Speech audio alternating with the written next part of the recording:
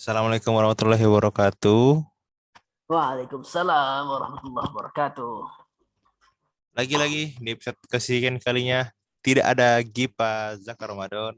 Nama saja Ramadan tapi tidak mau buat konten Ramadan. Jadi di episode kesekian kalinya bersama Ustaz Farhan Ibrahim LLC MA S SIPD SIKOM. LC doang. Jadi LC dan calon MSI. guys, MSI ini dong S2 sekarang komputer gua dong. bro, S2 bro. Komputer dong MSI. Itu mah merek MSI, bukan. Bener. Ini Master Studi Islam. Oh, pantesan kuliah lagi. Yoi kuliah. Saya kira bercanda, ternyata beneran kuliah. Jadi di episode kali ini pertanyaannya yang mungkin ini adalah pertanyaan yang mungkin yang sering jadi bercandaan anak-anak muda di tongkrongan. Karena anak-anak muda zaman sekarang adalah hobinya bukan cuma menghitung duit, tapi menghitungi pahala kita dan pahala orang. Hitung. Termasuk saya. Gitu. Jadi pertanyaannya cukup simpel sih. Kalau misalnya kita nih puasa di negara yang bukannya itu lebih lama gitu, kayak puasanya itu 17 jam, 20 jam gitu. Apakah pahalanya itu lebih gede apa sama aja sebenarnya? Di Norwegia sampai 22 jam kayaknya. Nah, iya itu. Ya jelas. Kan? Iya. Jadi apa namanya? Kaidahnya astagfirullahaladzim. Ada kaidahnya sebenarnya. Inna idhamal ajr ma'a idhamil bala. Jadi apa namanya? Lu kalau mau dapat pahala yang besar, lu pasti akan mendapatkan konsekuensi yang besar juga. Apa namanya? Kesulitan yang besar juga. Kalau ada kesulitan yang besar, itu pasti akan berkonsekuensi pahala yang besar juga. Contohnya saat lu apa namanya? Sholat tahajud. Sholat tahajud itu banyak apa enggak orang yang melaksanakannya?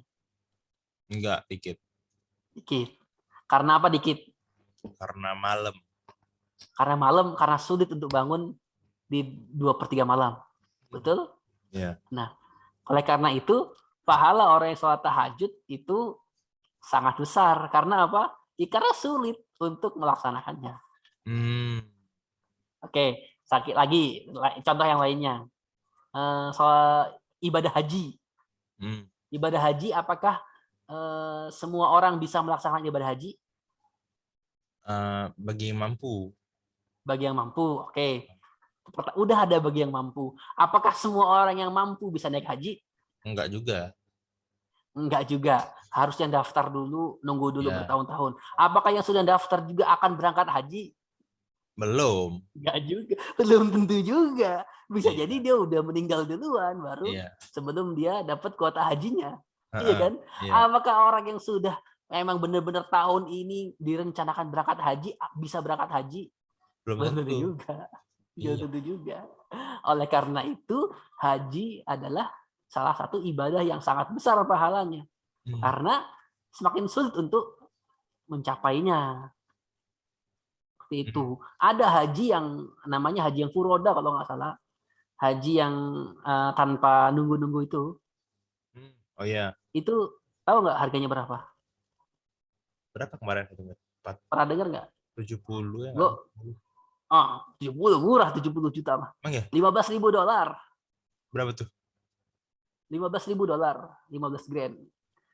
$15.000 itu hampir 200 jutaan, 200 juta lebih. Mending DP rumah. Iya, itu menurut Anda yang tidak terpanggil, Pak. Yang tidak terpanggil untuk melaksanakan ibadah haji. Iya kan? Oleh karena itu saat ada orang-orang yang memang Allah udah kasih kesempatan harta, kemudian Allah kasih kesempatan untuk bisa berangkat, itu ya mudah aja bagi mereka mengeluarkan $15.000 itu. 200 juta lebih kan, 200 juta ke atas untuk berangkat pada tahun itu. Gitu. Jadinya Jadinya jelas ibadah haji ini adalah ibadah yang sangat besar pahalanya. Karena apa? Tingkat kesulitannya pun berbeda dengan ibadah-ibadah yang lainnya. Gitu. Begitu juga dengan puasa. Puasa itu apa namanya? Sebenarnya bukan hanya karena durasi waktu ya. Karena yang gua ngelihat vlognya orang Norwegia itu, ya mereka juga karena di sana dingin, jadi tidak merasakan adanya haus. Mereka nggak kesini kali ya. Mereka tidak merasakan apa yang orang Indonesia rasakan atau orang Afrika rasakan, yang apa namanya, mataharinya memang di atas kepala mereka. Orang Afrika? Yang benar-benar, iya. Emang orang Afrika puasa? Ya kan yang Muslim puasa lah. Buka pakai apa nih? Emang ada air? Nah itu dia, gue sedih banget denger pertanyaan itu. Dengar ada apa namanya meme gitu kan? Ada seorang syekh yang nangis, dia ditanya karena apa? Boleh nggak kita berpuasa? Sah apa nggak puasa kita kalau kita nggak punya makanan untuk iftar sama nggak punya makanan untuk sahur? Oh, Sah pernah nggak ditanya. puasanya? Nah, Ditanya, dan syekh itu tiba-tiba langsung nangis. Ya karena emang saudara-saudara kita di Afrika, di negara-negara yang Muslim yang benar-benar miskin, memang sangat sulit untuk mendapatkan makanan gitu. Luar biasa. Artinya lebih baik orang Afrika itu puasa aja terus biar pahalanya ngalir terus. Iya. Tapi puasa terus kan bisa mati kayak gitu, gak makan. Iya, makan. Puasa terus ngalir terus. Jadi matinya jihad. Ya karena itu ibadah puasa mereka jelas lebih besar pahalanya dibandingkan kita. Nih gini. Contohnya kalau kita di Indonesia, sama-sama di Indonesia kira-kira 13,5 jam, hampir ke 14 jam puasanya. Itu ada yang seharian puasanya cuma tidur terus. Ada yang dia sambil bekerja, sambil tilawah siang-siangnya kan. Sambil berkegiatan. Apa aja berkegiatan terus dan sedikit tidurnya. Jelas orang-orang yang seperti ini lebih besar pahalanya dibandingkan orang yang tidur terus puasanya. Karena apa? Puasa bagi orang yang tidur gampang aja. Ya kan, namanya tidur, gak kerasa laparnya. Jadi untuk IPA kalau nonton, kita ke kampus itu bukan perbuatan sia-sia. Kita berkegiatan, kita buat sesuatu. Tetap buat sesuatu, punya dan akan mendapatkan pahala yang besar insya Allah. Dan ingat, puasa itu salah satu ibadah yang langsung Allah kasih pahalanya. Jadi Allah yang nilai, Allah yang kasih pahalanya. Jadi setiap orang pasti punya pahala yang berbeda. Semakin besar perjuangannya, mungkin Allah akan membalas yang lebih besar lagi. Jadi kesimpulannya dan intinya adalah untuk kalian yang mungkin merasa dosa kalian sudah terlalu banyak dan mungkin kemungkinan besar masuk neraka, nah pergi ke Norwegia aja. Pergi ke Norwegia, Anda puasa 22 jam. Nah, dijamin mungkin dosa Anda tertutup gitu. Tapi seriusnya adalah semakin banyak rintangan saat bulan puasa, bahkan semakin banyak pahalanya. Nah, termasuk kalau banyak rumah makan yang bertabir kita lewatin, akan semakin banyak pahala kita. Dan tidak kita belokin motor kita ke arah situ. Iya, nggak parkir di situ. Parkir nggak apa-apa, tapi jangan masuk. Daripada nggak parkir situ tapi masuk. Oh iya, parkir tempat lain biar dilihat orang ini tetap puasa. Naruh di masjid lagi, di masjid. Jadi itulah pokoknya. Semakin banyak rintangan saat puasa, akan semakin banyak kalian dapat pahalanya gitu. Walaupun pahala puasa tidak bisa dihitung balik lagi tadi. Karena puasa adalah puasa itu mempunyai pahala yang langsung straight ke Allah.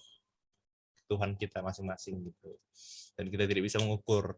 Mungkin Anda sholat bisa dihitung. Tapi kalau misalnya puasa tidak bisa karena langsung straight gitu. Jadi segitu aja video kali ini. Intinya tetap puasa terus. Udah hampir berapa hari lagi nih habis. Ya kan? Tinggal seminggu, 2 minggu lagi, seminggu lebih dikit lah. Dan 2 minggu lah. Ini episode berapa nih? Episode 14.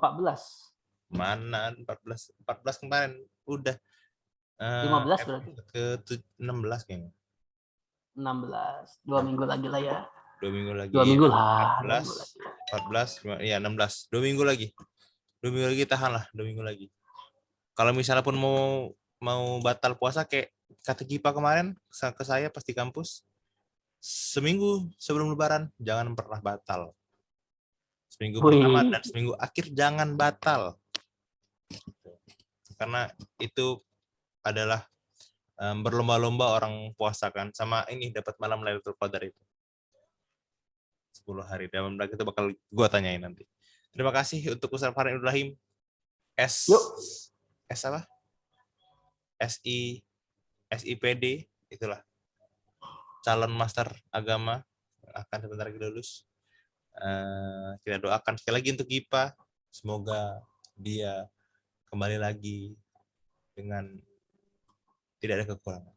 Terima kasih. Sampai jumpa di episode-episode selanjutnya. Wassalamualaikum warahmatullahi wabarakatuh. Waalaikumsalam.